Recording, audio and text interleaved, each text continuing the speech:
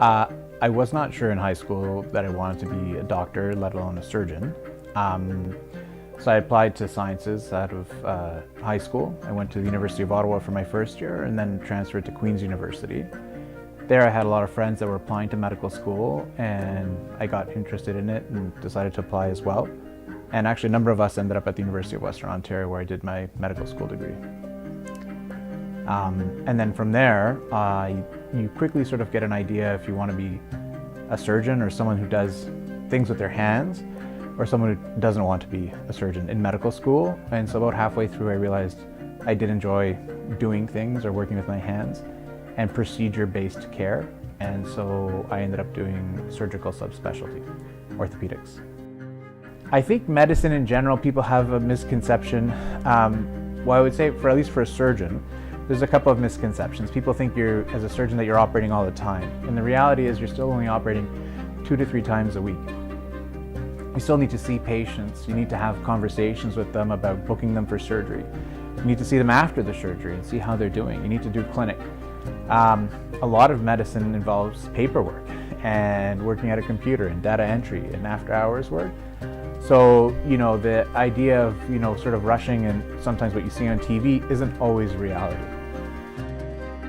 I think for me, the best part of my job is the patients. I mean, it's a privilege, I think, to be able to do healthcare. People are coming to you in their time of need, and they trust you, the physician or the surgeon, to be able to help them. So it's an incredible amount of trust, and it's a relationship that you have with a patient. And patients, I think, are truly appreciative when you're able to help them, and hopefully you've touched them in a good way. Being able to get back to some of those things I talked about, be it their family or loved one, or activities that they like to do that they haven't been able to do for a long time. And just seeing that transformation of patients with surgery is amazing, and that gives you instant feedback and validation for what you're doing. And it's not often in medicine that we get to do something where we get to cure a disease. A lot of medicine these days is managing disease, managing blood pressure, managing diabetes, managing someone's chronic disease. This is one of the aspects of medicine where you get to truly cure somebody and take it and reverse their course of what they have and allow them to have the freedom to do the things that they wanted to do once before. I think hip replacement in general is a fantastic procedure. So if we look at quality of life and restoration of that in patients that suffer from hip arthritis, total hip replacement is actually the second best surgery you can have after cataract surgery. So out of all the surgical procedures that humans do, be it a gallbladder, be it an ingrown toenail, be it a vein surgery or cardiac surgery, total hip replacement is the second best surgery in terms of restoring that quality of life to people. So it's already a fantastic procedure no matter how it's done. But despite that, if you change the surgical approach or the way we get into the hip, and we do it from the front, you're able to not have to cut muscles or tendons. And what that does is it allows the hip to be a bit more stable right off the bat, allows for less surgical dissection under the skin, less pain and less inflammation after the surgery. So people are able to walk and rehab much quicker. It has helped us develop a same-day anterior hip program where people are able to get their hip surgery and leave the hospital in the same day, which has become quite successful. So for me, at the end of the day, a hip replacement, no matter where it's done, will be a good procedure for a patient. An anterior hip replacement, I think, is a better procedure for patients because it allows them to get back to the things they want to do, be with their family, get back to work, care for a loved one.